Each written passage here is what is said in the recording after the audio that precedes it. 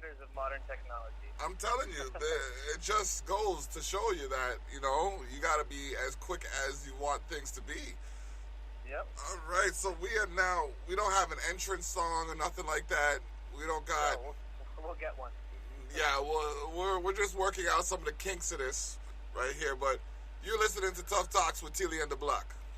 Fuck yeah. It is what it is. So how are we going to do this? Have you got the rundown, or am I going to go to the WWE app and read Raw news? You're going to go to the WWE app. Okay. All right, we got this here. And it goes. Styles advances one step closer to Universal Championship. Now, I only got to catch so much of Raw this week. I was on the road for most of the week, so I didn't really I'm right now catching up to what I could have already read this week if I had more time. It's just it was a good show. I just got to them yesterday, and then today I watched SmackDown because it's been crazy week. But yeah, AJ Styles on SmackDown is going to be amazing. On Raw? I mean on Raw. That's what I meant to say. I know that's what you meant to say. I was just... Everyone else heard wrong. That's what I did say. Yeah, y'all didn't hear it.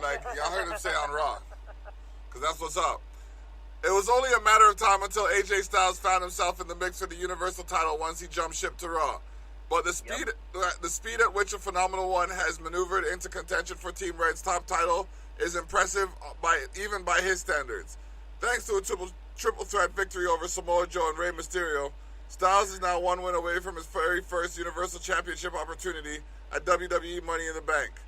Despite a well-documented history between the three competitors, Joe is very adept at beating up Styles, though not beating him, while Rey was trounced by the Samoan Bully at WrestleMania. The match was a complete scramble from start to finish, with each superstar fighting for whatever edge they could get.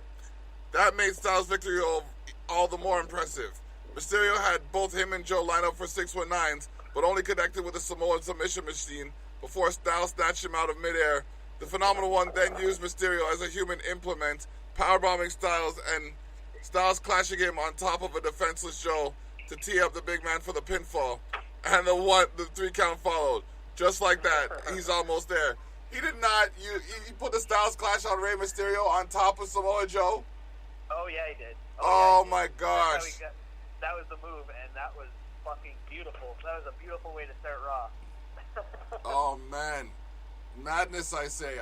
I'm calling madness shenanigans. Shenanigans.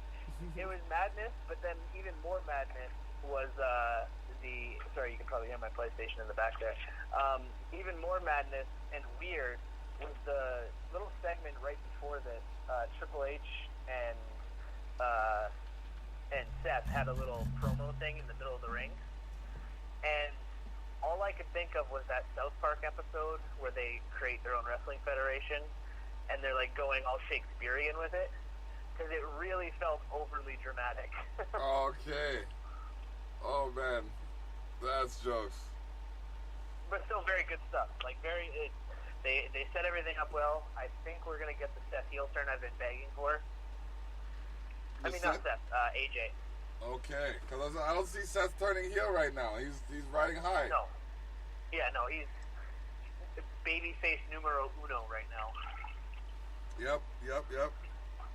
Okay, it's funny because I played this song on the podcast earlier. Naomi to Billy, thank you next. Last week Naomi defeated the Iconics with Bayley at her side in tag team action. Bayley's on SmackDown Live now, but with a 2-on-1 advantage, didn't give the WWE Women's Tag Team Champions any kind of leg up in a one-on-one match between Naomi and Billie Kay. The former SmackDown Women's Champion was more than prepared for shenanigans. Did I not call that earlier? From Peyton Royce, and summarily knocked herself off the apron when she threatened to get involved. Naomi followed up with a sunset flip to Billie, securing an impressively quick pinfall that left the Iconics steaming, though they should probably count themselves lucky. If Naomi still had a partner, they might have themselves a pair of challengers. Yeah. That's the thing that makes me sad about Bayley going over to SmackDown is I was excited for the booty connection. The hug and booty connection? No, just the booty connection. They're both booty. Yeah, They're awesome. They both pack you some. It's true. Who was it? I can't remember who was. Dave Bautista said Bailey had a ka-donka-donk. A what? A ka-donka-donk. Oh my gosh. Oh my gosh. Batista said that about her, like, I think a year or two ago. Oh man, that's great. That is great. It's so good. Oh man. Well, truth is true. Truth is true. Baron Corbin upsets The Miz and Drew McIntyre to earn main event battle with Styles.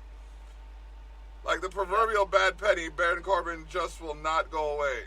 The former general manager of Raw, Golden Gloves champion, former Money in the Bank contract holder, former United States champion, defeated The Miz and Drew McIntyre to advance to Raw's make-or-break main event, where he'll face AJ Styles with the Universal title opportunity on the line.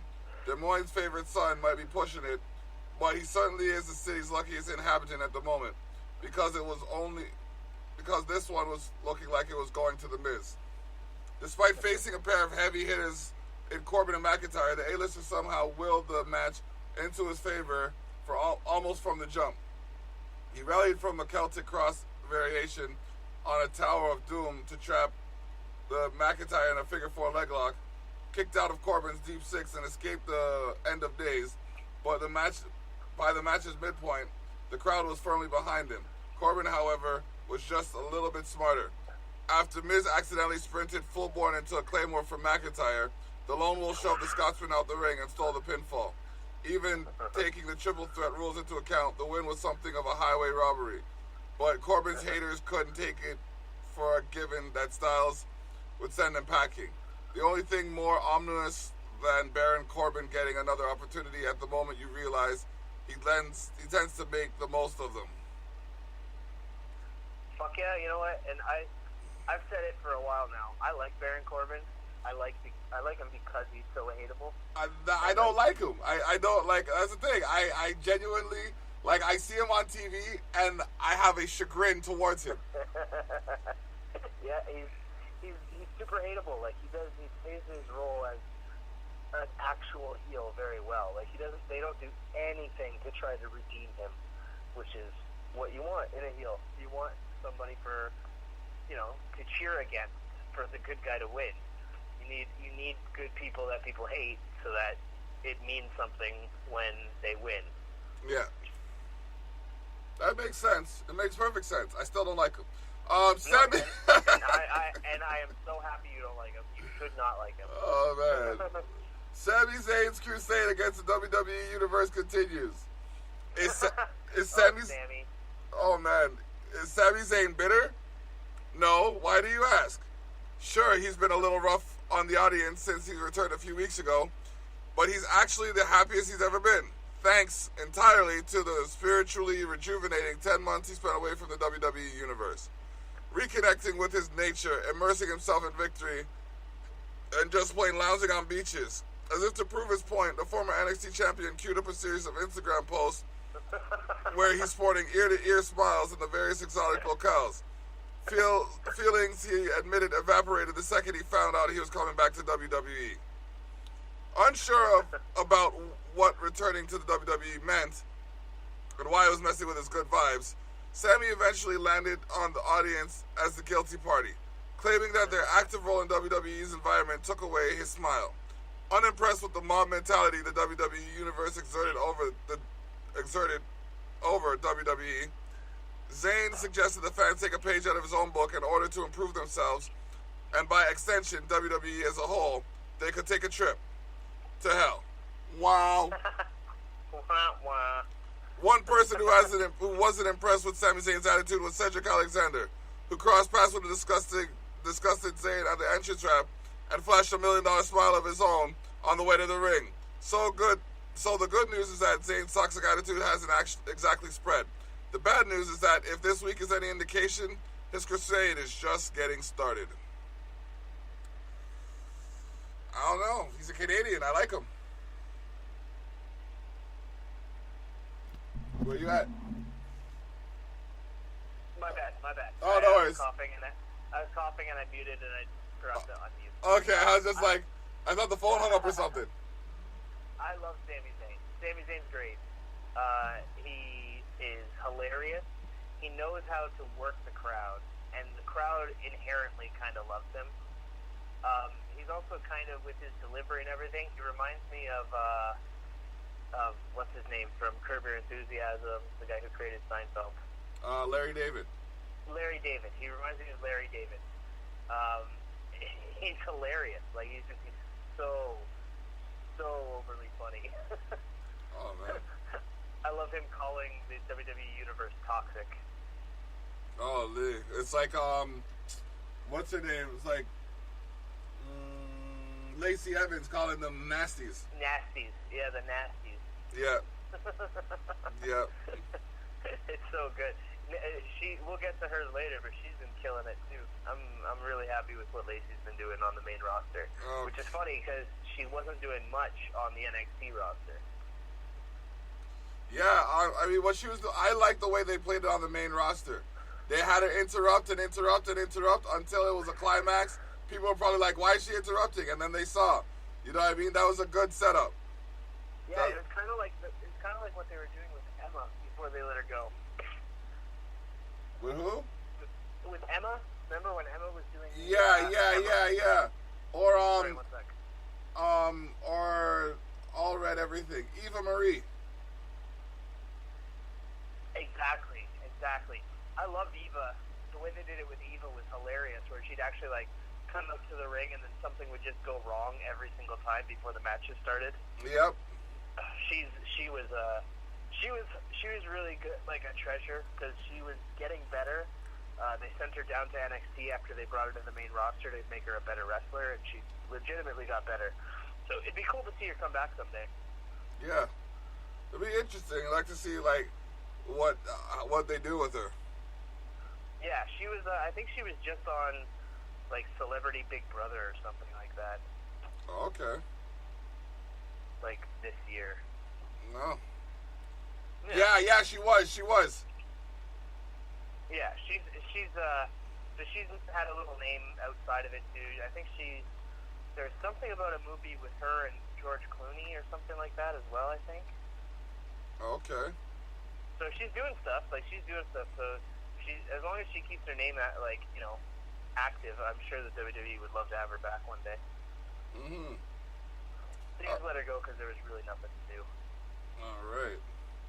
Cesaro grounds Cedric Alexander and hard-hitting Raw returns.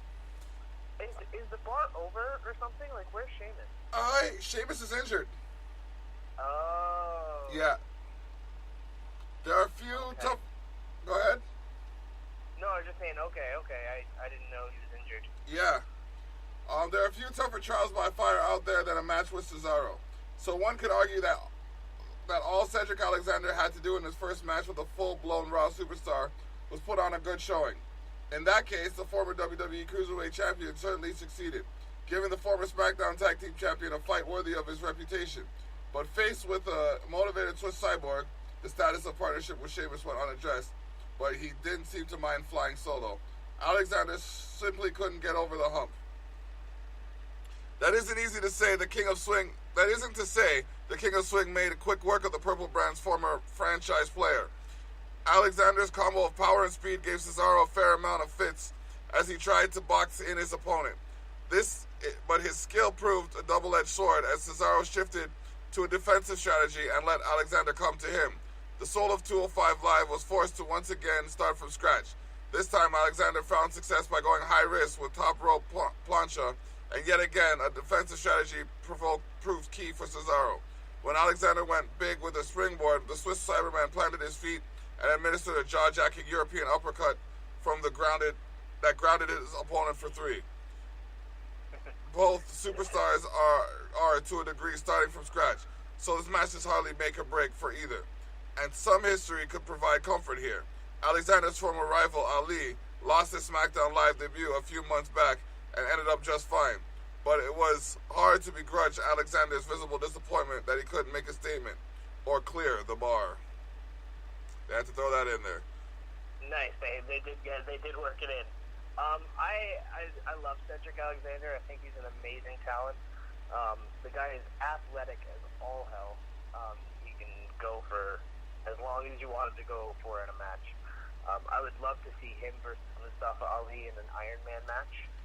Okay. Because I think those two could be that amazing. That or like a best 2 out of 3 falls match would be great between them as well. But something where they get to go for a long time. Last man standing? Both of those guys. Yeah, because both of those guys are spectacular. And Cesaro is also amazing. It sucks that Sheamus is injured, but it might be cool for Cesaro to, remind everybody that he's an amazing singles competitor as well. Because he really is. Like, he's so good in the ring. Cesaro is insane. Yeah, he's quite the competitor. I mean, like, he's agile, he's durable. Yep. He's a roughneck. He's just like the Cesaro swing. Like I see, like when he swung Big E. That was unbelievable. What do you mean? That was unbelievable. Because it wasn't even like he just did it twice. He brought him around for like 6 or 7 circles. Yep. It was insane. He's a savage. I love Cesaro. I love that he can do the 619, called the Swift 19. Yep. The first time he did it, I remember the first time he did it on Raw, it was awful. The first time he did it, he had no speed on it at all. No. It was so bad. But then it got really, really good, and he can actually do it pretty well now. But I love both of these guys. It was cool to see him get to put on such a banger of a match on Raw. Yeah, man. All right, the one we were talking about. Lacey Evans drops Becky Lynch in possible Money in the Bank preview. Yep. On paper, Becky Lynch versus Lacey Evans is something of a mismatch. The latter is still something of an unknown, while the former sits an undisputed head of both women's divisions thanks to her dual possession of Raw and SmackDown titles. Did we not call that, though? Yes. We called that. Yes. Okay. Yes, we did. We called a few things that happened in the last couple of weeks. Yes. Like, we didn't get to talk about it last week, and we'll talk about it later, actually, but Robert Roode. Yes. I meant to message you earlier this week about it, but it's just been hectic. Yep. Yeah, no. It's actually the next one. Like I didn't even watch the full thing from this week until like yesterday, so it's cool. But like, yeah, it's that was exactly what I called, was them losing a match, him blaming Gable, going full heel, and they just took it a step further by changing his name to Robert Roode and give him a big old porn star mustache, big old Tom Selleck on his face. Yeah, man, he's got that Tom Selleck. He got a good Tom Selleck too. It looked good. Yeah. Okay, so factor in that Lacey is getting on Becky's last nerve, and the forecast seemed to be a rout in favor of the man. If Raw is any indication, that prediction might be a little off. True, Lynch backed up her championship pedigree with a victory over Alicia Fox, who put up a very impressive fight against a twice-over title holder.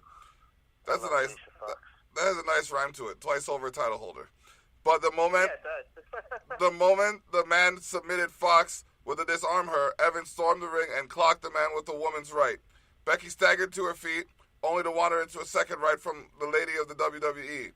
That put the Irish woman on her back and possibly gave her a very harsh preview of the Money in the Bank.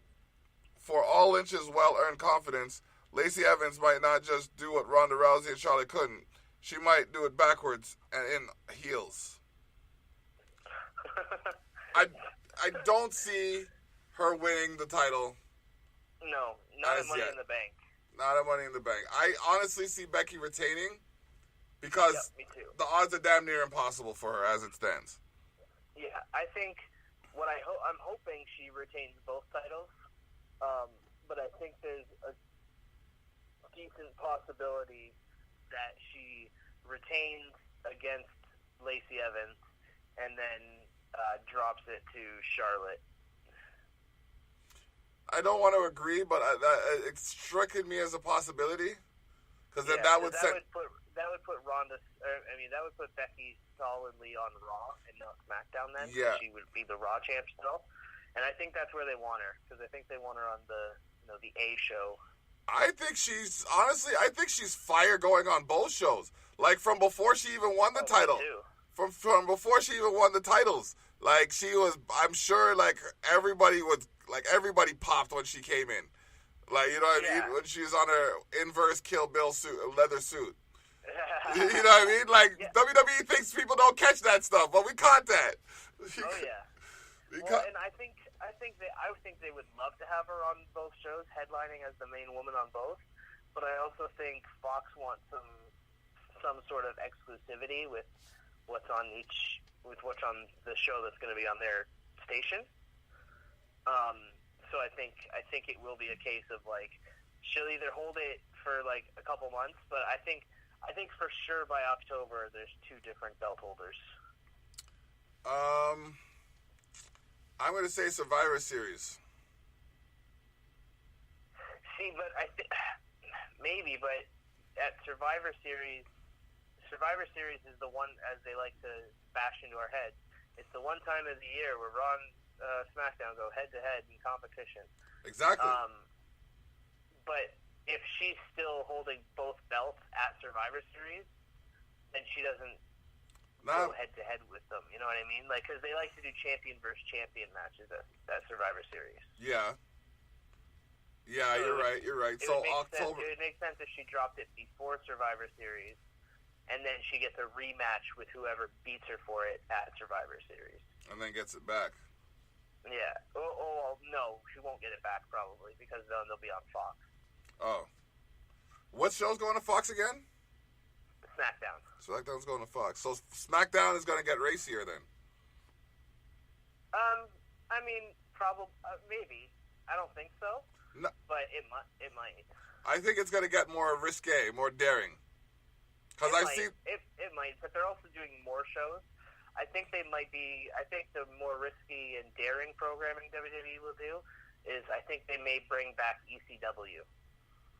And do like an hour-long ECW show on Fox. That would be intense. Yeah, but they'd have to give Heyman the helm. Additional programming for Fox. And I remember 2 separate emails I got from WWE that were like surveys for network subscribers. Yeah. And a question on both of them is how interested would you be in a TV-14 version of ECW? You know, so a little bit more risque than PG, you know, and going back to a lot of the ECW roots. And they've asked the fans that twice, so it means that they got some interest. Yep.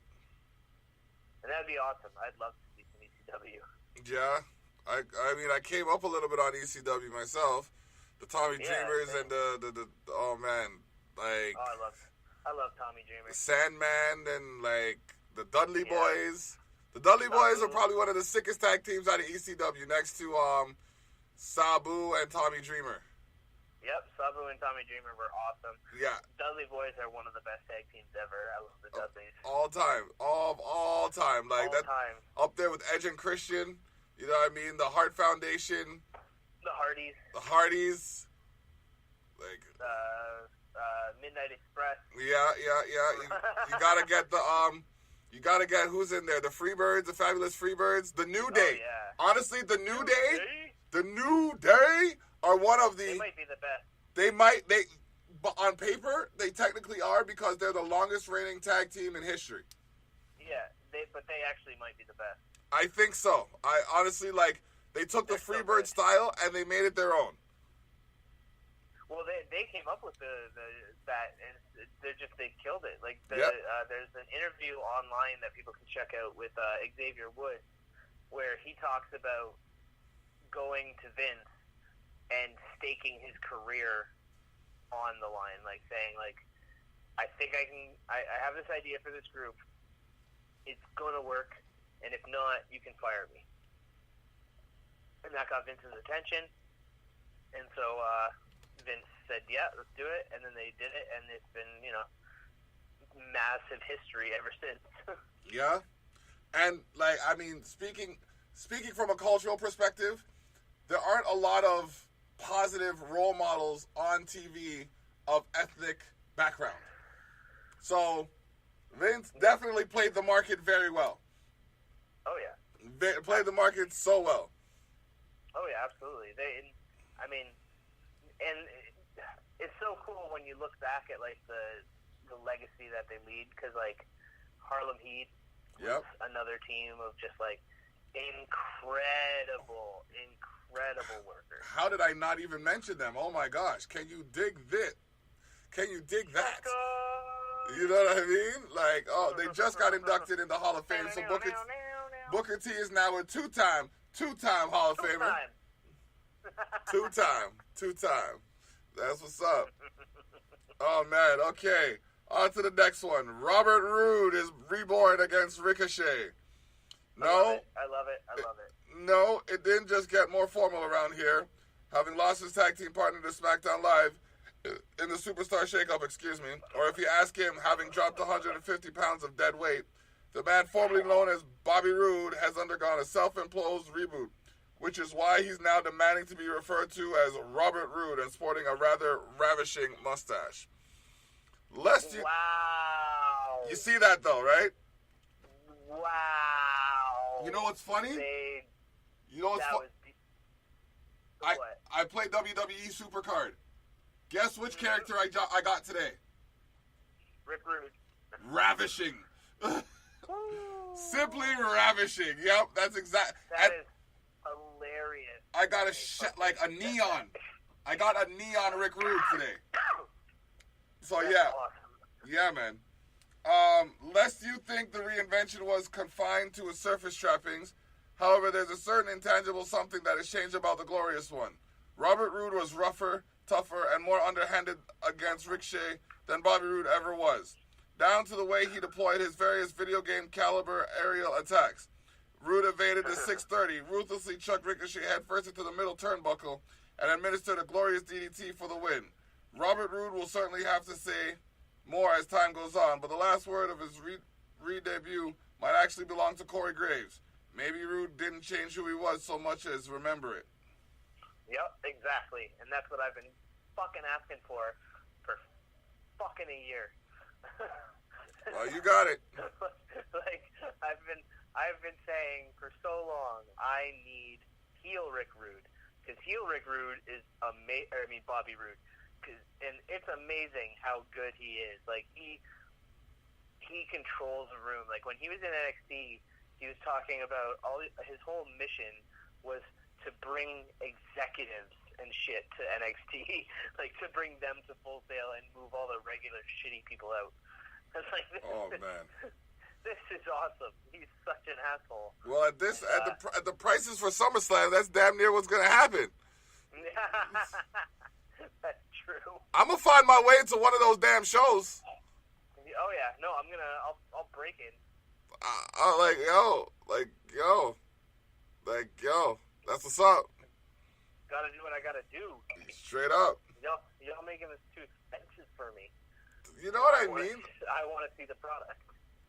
But like, I want to see it. Like, you're coming. You know what I mean? Like. Yep. You guys, you're cutting me deep, WWE. I'm telling you. Who you? Like, I don't know, man. I don't know. So yeah, the next one. AJ Styles. I called this at the beginning of the night, by the way. AJ Styles secures a Universal title opportunity against Seth Rollins at WWE Money in the Bank. AJ Styles is going to Money in the Bank. Fuck yes, he is. And Baron Corbin made him earn it. While the main event... Go ahead. No, I was laughing. Yeah. While the main event clash that decided Seth Rollins' challenger at the Universal title wasn't quite the unstoppable force and the immovable object, Styles versus Corbin was still a dead-even confrontation between two superstars who consistently find a way to win, albeit under very different circumstances. That Styles prevailed wasn't exactly a surprise. It's kind of his thing. But what was somewhat surprising, given the way the bout was going. Fittingly, both superstars continued with the same strategies that won their respective triple threat matches earlier the night. Styles gritted his way through all tall odds after suffering a mid-match injury, while Corbin exploited whatever weakness he could find by targeting that same injury. Corbin's size made it impossible to execute the Styles clash, which took away one of the Phenomenal One's signature weapons. The Lone Wolf didn't hesitate to capitalize, but a calf crusher left the big man a step slower, and the phenomenal forearm sealed the deal. Perhaps recognizing the magnitude of the victory, and certainly recognizing the magnitude of the challenge ahead of him, Seth Rollins came out of a respectful handshake with his new challenger that nonetheless had an air of tenseness about it. Respect or otherwise, Rollins worked hard to take the house back. It would be unwise to let AJ start putting his feet up just yet. So I am so excited for this match. These two are going to put on a amazing match. I believe it. Like they're incredible. So I think they will. I think they're going to tear the house down. I think AJ is going to lose. I don't think it's right if they take that belt off Seth yet. But I pray that AJ turns heel after this and reunites the club. But the clubs, are they back on Raw with him?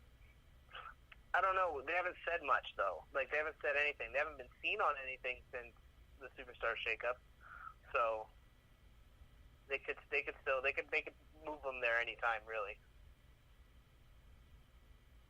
Okay. All right. Just they're an amazing 3-man team. Like when it was those three teaming up against John Cena during AJ's feud with Cena, yep. It's just incredible. It's incredible. Like when they were the Bullet Club in New Japan, it's magic. So I think those three together is a winning combination wherever you put them. All right, true. But if they are on SmackDown, then put them with Finn Balor. Yeah, I guess you could do that. Balor on SmackDown or AJ on Raw. Yeah, they can go to the club either way because you can have Balor Club or the club. Yep. So I'm into all of it. All right, we're gonna get into the SmackDown snapshot now. All right. Oh, wait! Before we do, okay. I think there's a part of Raw we didn't talk about. Bray Wyatt. Oh yes, we skipped right over that. It wasn't even a topic in the content, but we can talk about it. What in the hell is Bray Wyatt's Firefly Funhouse? Yo, it's like Mr. Rogers meets Pee Wee Herman. Yep. Meets Bray Wyatt. And meets what's her name? Elvira. Yeah. It's insanity. That like 3.5 minute segment they did on it, and then they showed it again on SmackDown. Yep. It's insane. One of my favorite moments of Raw this week, I might even say my overall favorite moment of Raw, was right after they played that. They cut to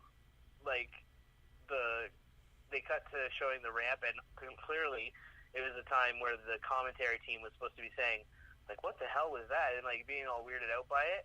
Yeah. But instead it was dead silence. And I'm pretty sure what happened there was all three, Renee, Corey, and Michael, all hit their mute buttons and were just laughing their fucking asses off. Oh, because the first thing that you hear from Cole after, like, a few seconds of awkward silence, you hear Cole go, and coming up next. Like, oh, man. Oh, so man. I didn't even catch that. It's so weird, dude. It's so weird. I have no idea where they're going with it, other than it has to be a swerve. Like, this has to be leading to a thing where, like, yep. maybe Bray Wyatt is like Freddy Krueger. Because, like, at the end of it, he says, you just need to believe in me, and, like, whatever, blah, blah, blah, blah, blah. Yeah. So, like, I don't know. Maybe that's what gives him his power, is the Fireflies believing in Bray. And once they do, then he can go back to being evil. It was shocking. I was shocked. I didn't, honestly. That's where they went with that. I watched it the whole time, and I'm just like, okay, they're bringing him back as a face. And then I'm just like, no, he's not a face. He's an anti-hero. He's an anti-face. Like, he's creepy. Yo, I'm telling you, chills. It's so weird. Because he still has that creepy vibe from Bray Wyatt, but it's just like he's covering it with a more positive demeanor. And that's what's weird is like when Bray Wyatt is creepy Bray Wyatt, I'm totally at ease with that. I recognize that one. This Wyatt where he's talking in like almost his shoot voice and he's doing all this stuff, I'm just like, oh my god, this is what is going on? What are you doing, Bray? Where is this leading to? Yeah. I do love that Bray is jacked now though. Yeah, he's like, you can see that he's jacked. He's shredded. That motherfucker got big on his time off. Yeah. All right. Now on to the SmackDown Live. All right. Elias and Shane McMahon brutally assault Roman Reigns. Still steaming after Roman Reigns throttled Mr. McMahon with the Superman punch last week, Shane McMahon opened SmackDown Live by denouncing the former Universal Champion for attacking his father. Shane O'Mac suggested that the big dog had no respect for the chairman or the McMahon family and contemplated every possible punishment from a heavy fine to termination. Instead, however, Shane said he would simply punish Roman by fighting him. Reigns quickly acquiesced. Okay, what the hell, man? Like, you gonna throw words like that at me when I'm on a roll? Acquiesced when Shane called him to the ring. But before he could get his hands on the prodigal son, Elias suddenly emerged and tried to jump the big dog from behind. Reigns fought back for as long as he could, but the best in the world and the greatest acquisition in the history of SmackDown Live pulverized him. And Elias connected with the drift away to put Reigns down before exiting with Shane. Reigns got back to his feet and sneered at his attackers, but the message was clear. SmackDown Live may be Roman's yard, but it's still the McMahon's universe. The greatest acquisition in SmackDown history. Even greater than the guy who created the word SmackDown and the show? Doubtful. Like, I was dying laughing when they had teased the whole show that Vince McMahon is going to announce the greatest acquisition in SmackDown history. And then when fucking Elias's music hit, I just fell over laughing. That was genius. Good job, Vince. Good job for understanding his value. He is so wicked. Oh, man. It's going to be interesting to see. It's going to be a cool match, Elias versus Roman at Money in the Bank. I like that they're not just throwing Roman straight into the title picture. Mm-hmm. They're giving him more of a mid-card status. Yeah, exactly. I'm shocked they didn't put him in the Money in the Bank match. Yeah. Not to win it, because you don't. Faces winning the briefcase is generally less exciting than a heel, because there's so many ways a heel can cash it in. A face kind of has to cash it in like a face, and like honorably. Kind of, but like a face can turn heel with a cash in. No, they can definitely turn heel with a cash in, but they're not turning Roman heel anytime soon. The man just came back from kicking leukemia's ass. Yeah. Yeah, man. Kudos to Roman Reigns for that. All right, well. It's really hard to boo that man now. Yeah, it is. I never booed him in the first place. I noticed that, like I said, his uncle signed my belt, so you know what I mean. Anybody in his bloodline I'm a fan of. That's straight up the way it is. And I feel that, but I just didn't like the way that they were doing his character. So I guess I never really booed him so much as I booed the booking. Okay. Well, Finn Balor defeated Andrade. Andrade. What's with the name change? I don't know why they just call him Andrade now. I like the Cien Almas part, but I'm okay with it. El Idolo. Apparently him and El Idolo and the Queen are engaged. No, they let a release out that said they weren't. Oh, they're not? I just saw. All I saw was the thing where they thought it was. I didn't see any updates. So, okay, that's cool. I mean, they will make. If they have kids, their kids are going to be the best wrestlers of all time. Ever. Probably the best looking wrestlers of all time too. Up there, definitely. Like that's insane. And so it's interesting because Andrade was originally going to be on Raw after the Superstar shakeup. So was Zelina Vega. But Aleister Black was going to be. They moved everyone to the SmackDown because Aleister and Zelina are married, and Andrade and Charlotte are together. So it looks like WWE is more careful now about not splitting up families and shit. Yeah, because the first Superstar shakeup, they didn't care. No, they didn't give a fuck. But then also, you look at the Usos moved over to Raw, and when the Usos moved to Raw, so did Naomi. Yep, we booked that. When Mike Kanellis got moved down to 205 Live, so did Maria. Mm-hmm.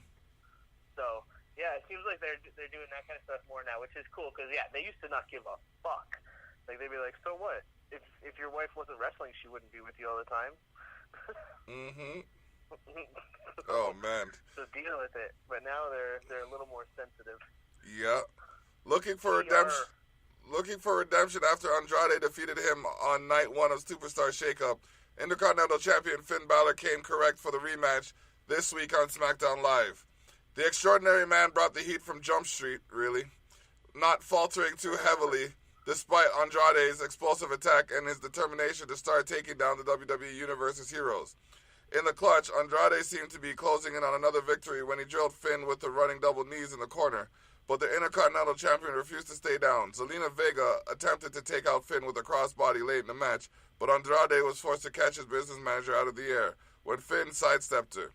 The Intercontinental Champion took advantage of the opening, dropkicking his opponent into the corner and following up with a coup de grace to seal the impressive victory and even the score with Andrade. Yeah, Andrade kind of saved Zelina's life there. She looked like she almost fell on her head, and Andrade really caught her and lifted her right back up. Yep. That looked like a dive, man. Yeah, exactly. It was a good match. Everybody came correct, and I mean, you can't expect anything less from these guys. Like I said before, Andrade's incredible, El Idolo, and Finn Balor is a next level talent. Yeah, he's an extraordinary man. Extraordinary man does extraordinary things. Indeed. Oh, man. Kairi Sane defeats Peyton Royce. Yeah, she did. With Paige introducing the blockbuster tag team of Asuka and Kairi Sane on SmackDown Live last week, the tandem looked to take its first step towards the WWE Women's Championship titles, Women's Tag Team titles, against the Iconics. As Sane took on Peyton Royce in her first singles match since arriving on Team Blue.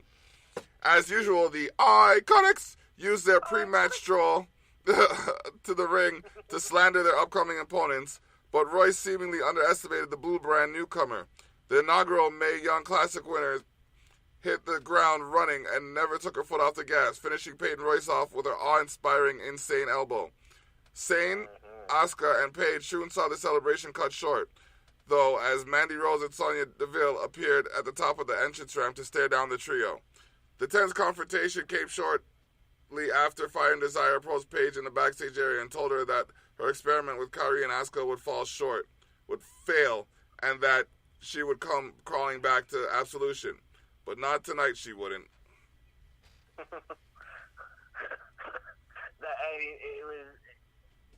I love this teaming. The reason I was just laughing was me and our friend, my friend James, who he's going to be on the show pretty soon. We were talking the day of SmackDown. Okay. And I can't remember what it was. Something got brought up. I think we were making fun of the name, the Viking Experience. Which, did you notice it got changed this week? The Viking Raiders, yeah. They kind of went back to Raiders, so it proved that the problem with the name for Vince was war. He didn't want anything that had war in it. Same reason it's not called Raw is War anymore, right? Yep. But I can't remember what we were making fun of them, and somebody said, he said next they'll try to bring back the Orient Express, and I said, oh my God, please let that happen tonight, and let it be a 3-woman faction of Io, Kairi, and Asuka. 20 minutes after I said that, Paige debuted her new tag team, and it was Asuka and Kairi. Yeah. So if Io shows up, I am an accidental wrestling prophet. Okay. All right, call it before you see it, eh? It was a joke, and all of a sudden they did it. It's like, oh no. Hey man, a lot of truth is said in jest.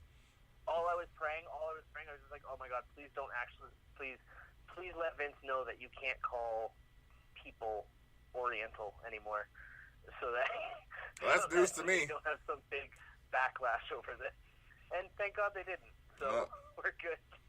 Well, they don't have a name yet, so they don't. No.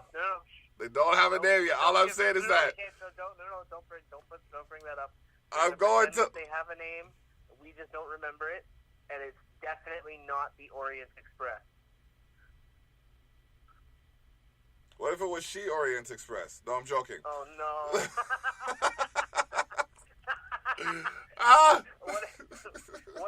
What if here's one they could do that might be an actually kind of cool reference. Do you remember Kai and Tai? Yep. Well, Kyrie already makes Kai. Okay. What if they make some sort of version of Kai and Tai? Kaiska. What if it was Kaiska? Kaiska. Kaiska. That sounds like a Mortal Kombat enemy. Doesn't it? Oh man. Speaking of, Lars Sullivan once again demolished several superstars.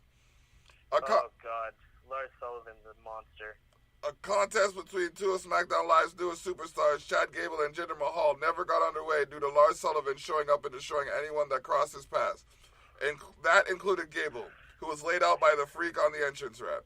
Sullivan then hit the ring with the intent of taking out Mahal and the Singh brothers, but the modern-day Maharaja pushed the Singh brothers to the forefront, allowing him to leave the ring, and Lars absolutely wrecked Sunil and Samir. R-Truth, who was clearly looking for retaliation after Lars attacked him last week, attempted to step to the Freak and landed a few stiff punches. However, much like everyone else tonight and any other night, R-Truth was down by Sullivan, who dropped him with a freak accident and a ring-rattling, running sit-out powerbomb, leaving another massive path of destruction in his wake. He is not playing around. He's not playing around. He's a beast and he's giant and he's terrifying looking. Like he legitimately looks like he might be part giant from like Game of Thrones. Like he's terrifying. Yeah.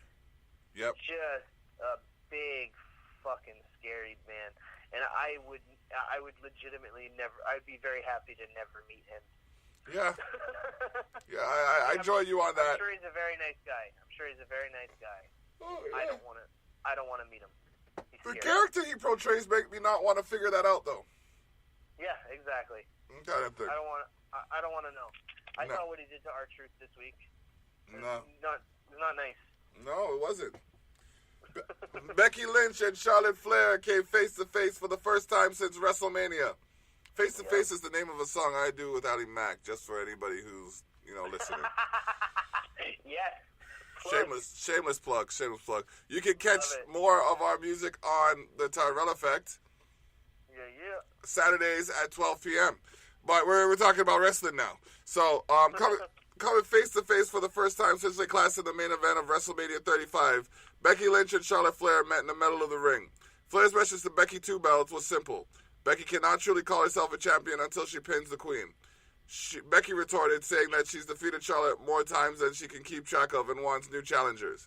Bayley soon hit the scene, cutting the debate short, vouching to get the title opportunity after Lacey Evans challenges Lynch at WWE Money in the Bank. Flair tried to patronize Bayley, who squared up to the Queen, and intently focused Bayley, suggested that Bayley and Charlotte face off right now to determine who would get the future title opportunity.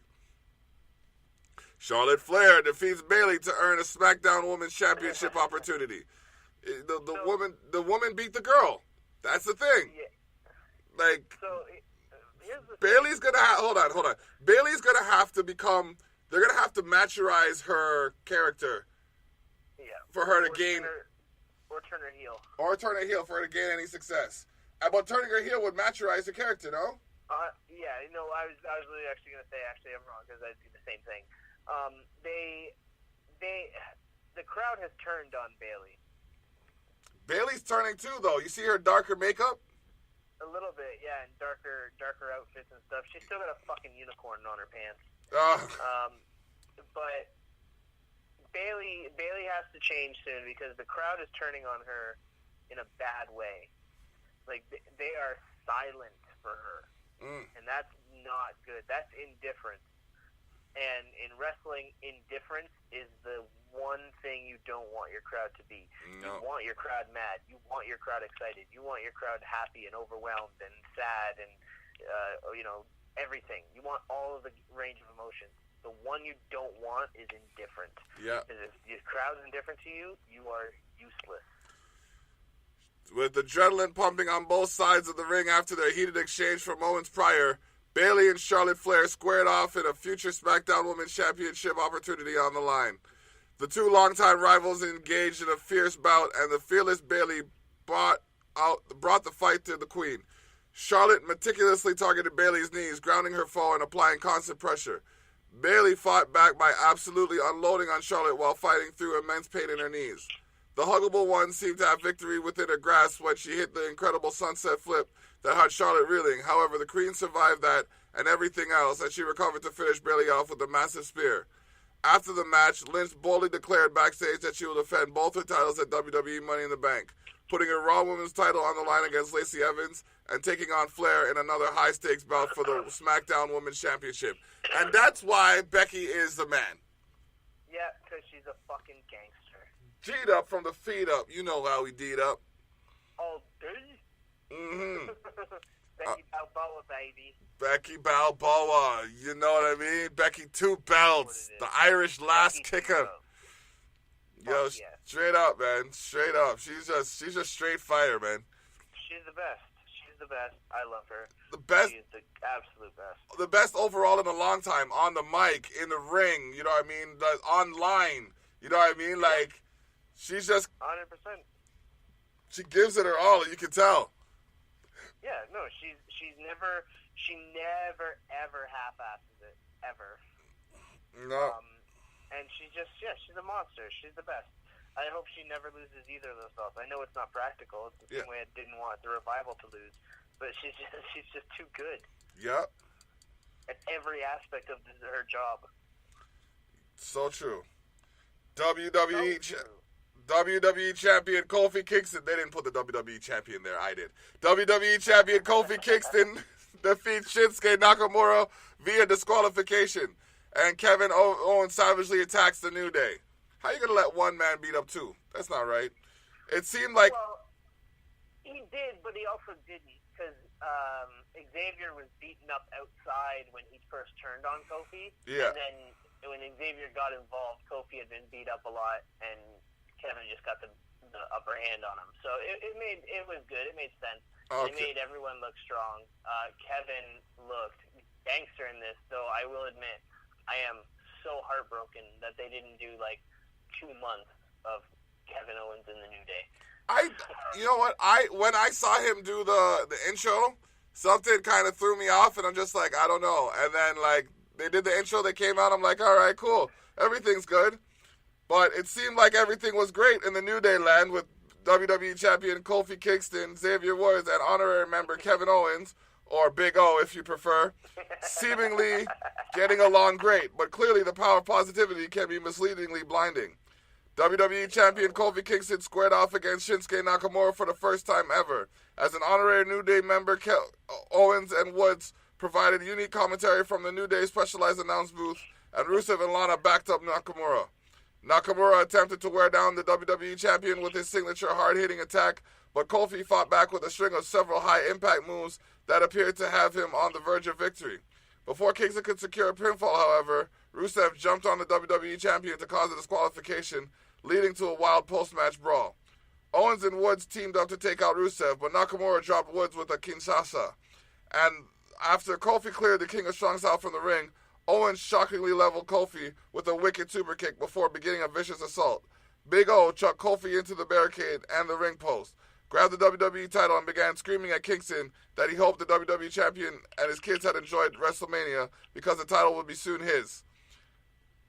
Kingston attempted to fight back with a few desperate punches, but the damage had already been done. Owens attempted to set Kingston up for the apron powerbomb on the edge of the ring, but Woods interjected briefly and took KO down. Owens soon got the best of already weakened Woods, and finally taking him out with a vicious apron powerbomb. Woods was down, Kingston was furious while tending to his brother, and Owens had made a statement. It's a new day for KO, and the plans that day only include winning the WWE Championship. Fuck yes. Good stuff. Kevin should always be a heel, other than when he's in New Day, which should have been longer. I don't understand. Like, that genuinely pissed me off, because I'm there like, okay, you know what? They got the Canadian connection with the Canadian Canada got a connection. You know what I mean? Yeah. Like, they're running the show nice. Kevin Owens has he's jokes still. And then this happened. I legitimately got vexed. You know, I'm like, why does it have to be this way? Like, why did that have to happen? Exactly. Well, but you know what's so genius about the Kevin Owens turning on people thing is it's always when you don't want it to happen. Like which is good because it means that it's at its peak. When he turned on Chris Jericho during the Festival of Friendship, that was awesome. Like, that was so good. And this was really good, too. It just didn't have as much time to build. I thought he did the intro for this week so well. Like, when he did the aww, he killed that. The hips were on point. As he kept reminding everyone, he had the hips for it to be in the New Day. And yeah, these two are going to put on a great match, yo. Like, the Kevin Owens versus Kofi match, that's going to be fire. Yeah, man, it is. Yeah, because I love, Kevin when he's in brutal mode is great. Those apron power bombs are savage looking. Like, they look so painful. And this week, Xavier, he sold it like $1 million. Yeah, I genuinely thought he popped something out of his back. Yeah, he does that. I can't really. I think it was when they're facing when they were facing the Bludgeon Brothers, and he got that crazy power bomb onto the steps. He sold it like he was literally dead. Like, he sold it like he was screaming in pain, dying. It was so rough. Yeah. Yeah, Xavier's awesome. Yeah, man, that's the new, like I said, the New Day rocks straight up. Yep, all day, every day. Yeah. Well, that's the end of the Raw and the SmackDown. Fuck yeah. Chats, I said we gonna talk about some AEW, some NJPW, but like, you got any news on that? AEW seems so. I don't have much. That's fine. What I've heard is that AEW is soon going to be announcing a TV deal, and that TV deal is with TBS. See? Which would be interesting because TBS is with a Turner station, right? That Ted Turner owned. So they're really pulling the old WCW tactic. Yeah. Ain't that something? So that'd be interesting if that's what happens. Other than that, I mean, they announced that Dean Malenko is going to be at StarCast, which is ran by people who are connected to AEW. So that could be interesting if he's in charge of some creative aspects. Him and Billy Gunn could do that really well together, I think. Yeah. Okay. There was someone else. I can't remember who else. Let's talk about another time. There's someone else who just announced that they were signed to AEW, but I can't remember who it is. Okay. What you got for NXT? NXT I have not watched yet. I'm kind of on that section where, like we talked about before, because there's so much wrestling every week. Sometimes I'll just like stash up a couple episodes of NXT and then like watch them all in a day. The only thing I know about NXT right now is I think they kicked Roderick Strong out of Undisputed Era. Really? Yeah. I wonder why. I don't know yet. I'm hoping it's like a swerve thing to kind of trick Johnny Gargano. Okay. Yeah, that's the other card that I got yesterday. Roderick Strong. Oh, nice. Yeah, buddy. Roddy's awesome. Yeah, I mentioned him in a lyric. Yeah, you did. Yeah, I do. Straight up. Oh man. But yeah, I think they kicked him out of Undisputed Era. But like I said, I really hope that's temporary. Like I hope it's just a swerve because those four as a 4-man faction is so good, and they would be so money on the main roster. Build them like the Four Horsemen. Exactly. But like a little more dirty, a little more lowdown. Yeah, a little more modern. Yeah, exactly. Yeah, man. All right. Like they were riding around in like jets and shit. Undisputed Era should not be in jets. They should just be happy being the scumbags that they are. Yeah, like a bus. They should ride around in their bus. Exactly. Keep their bus. You know what I mean? Yep. Nice bus, but a bus. Yeah. Oh man. So I see them coming up within the next year. Probably the next Superstar Shakeup. Probably, yeah. Probably.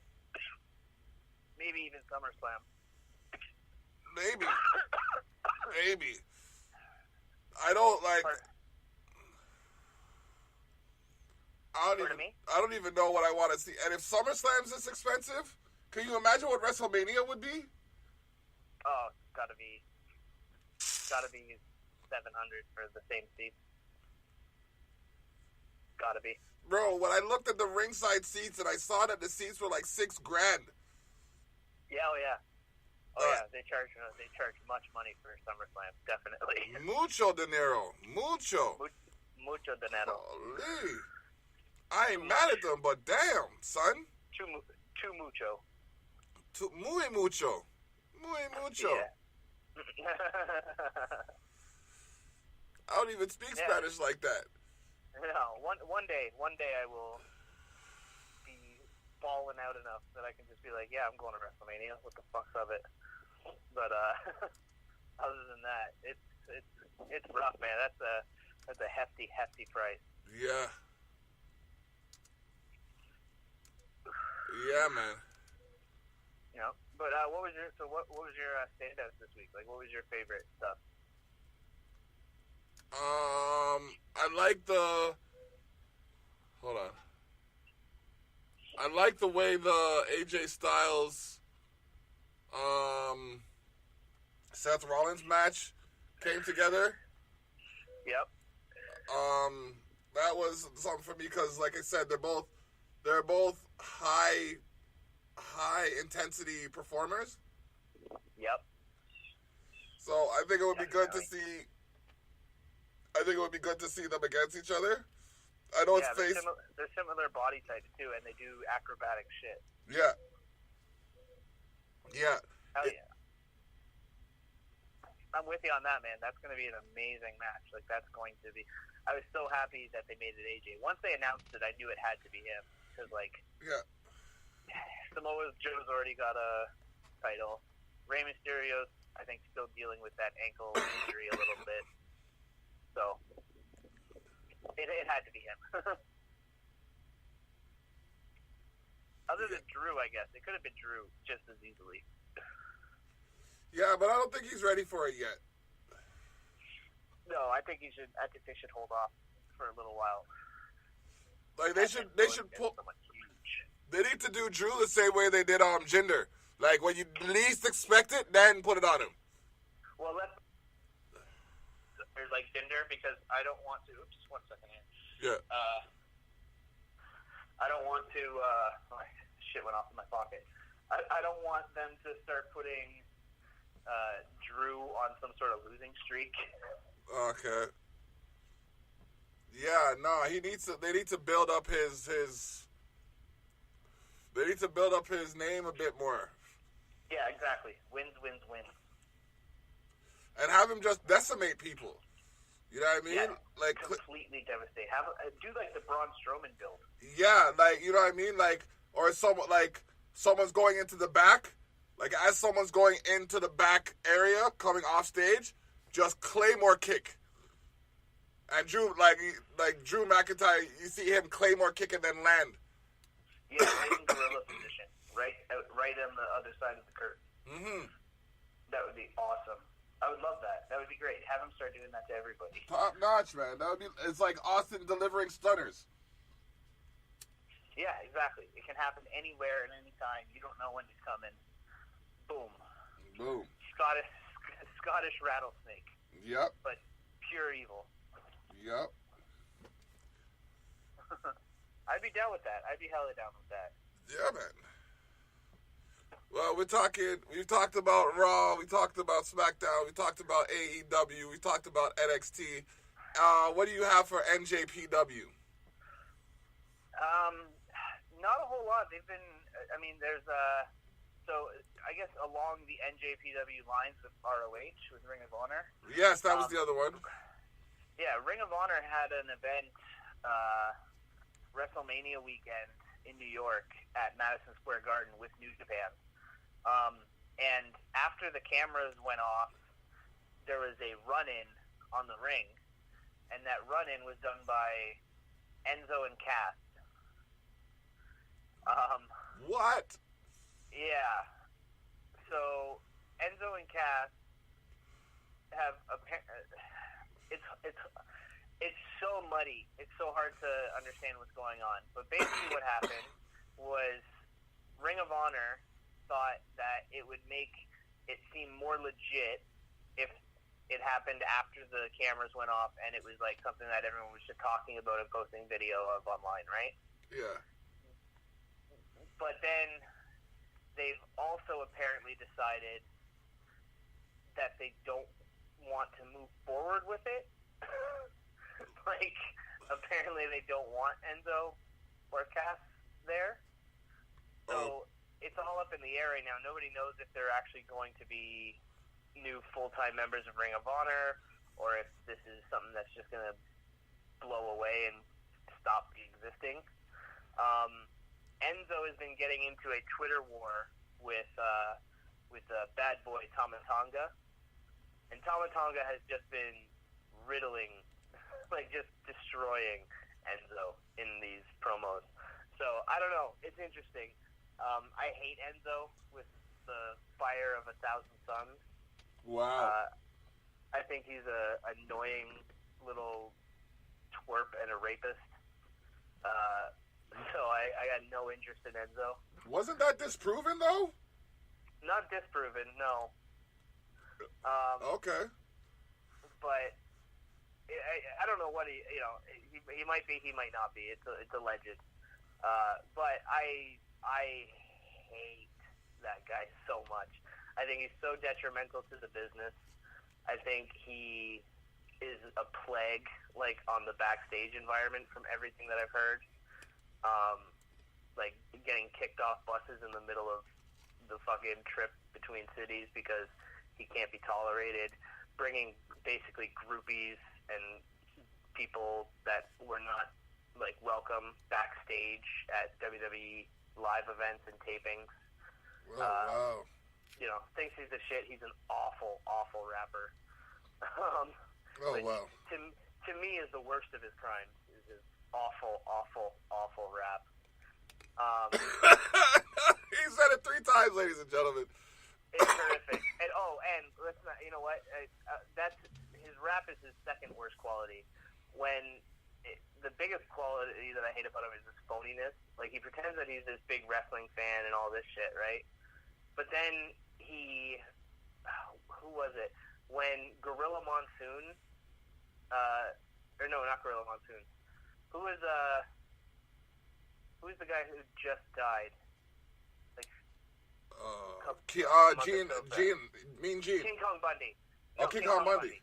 When King Kong Bundy died, Enzo mixed him up with George the Animal Steel.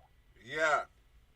And like said, "Oh, I'll never forget King Kong Bundy, the guy who I saw at my first wrestling event start eating the turnbuckle." And it's like, maybe look stuff up if you're gonna pretend. Yeah. Because that's just fucked up, man. The guy died, and that's what you put out. Like, it's Fakers get no ratings. yeah, no respect. Jeez. So, yeah, I hope they do not hire him at ROH. I think they're much better than that. They have a history of people who can actually wrestle. Mm-hmm. Well, I think we've covered it. I think so too, brother. All right, bro Hein. Well, we got to touch base on this event that we got going on May 18th. Yes. May 18th, we have Encore at the Detour. Choom Gang would be headlining that, of course. Yeah. Choom Gang, The Block, Private Name, Private Number. Yeah, we got Chronic Spirit, MBM Illinois, Toby G, Ali Mac, G Knowledge, Lil Nucci. Lil Nooch. Love Lil Nucci. And DJ D-Boy. Yeah, boy. He gonna be in the building as well, spinning on the ones and twos. Absolutely, yeah. And yeah, it's $5 for advance tickets if you holler at us. $10 gets you entry and a CD. Or if you're, want to wait till the last minute, $10 at the door. Yes, sir. Yes, ma'am. All right. Yes, sir. And we're going to have some of Niagara's finest in the building as well. Oh, yeah. So, it's a networking opportunity as well as an opportunity to be entertained. Come out and check us out. And you never know what we'll do to change your mainframe. You did. You did. All right. No, it's going to be a fun time, man. We're going to have a blast. We're going to, full sets. Everyone's getting their music in. Yeah, man. And, it's going to be fun, man. We're going to, I'm sure, I'm hoping Gourmet's going to be there. Hopefully we'll get some footage. And, everything's going well. It's going to be good shit, brother. Yeah, man. Wait. Yeah, man. It's going to be live. I'm looking forward to it. All right, well. Hella live. We've done a promo. You know what I mean? We got to go, though. Just so you know, this has been Tough Talks with Tilly and the Block. Yeah. Tune in next week when we come to you with more tough speak. Other than that, you know how it is. For Tilly, yeah, brother. This has been the Block. Bless up. Till the next time we talk. Peace out. Tilly.